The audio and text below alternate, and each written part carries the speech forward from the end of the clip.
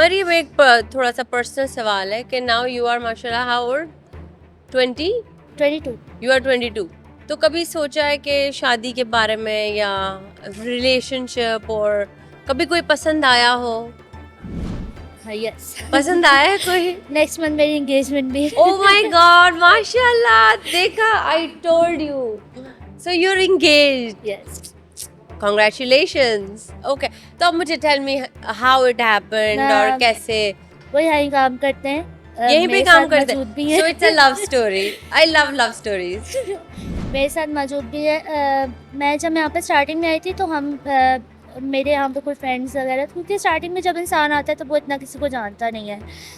वो मेरे एरिया के हैं बेसिकली, तो मेरी बड़ी उन्होंने हेल्प की स्टार्टिंग में, तो मेरी बड़ी हेल्प करते थे। घर में उनके जाती थी, मतलब घर से आ जाते थे हम लोग।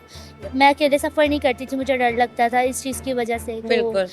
मेरे साथ आना जाना उन्होंने, फिर एज अ फ्रेंड हम लोगों ने जो है ना यहाँ एज अ फ्रेंड हम लोग थे। तो फिर आहिस्ता आहिस्ता जो है अंडरस्टैंडिंग हुई। तो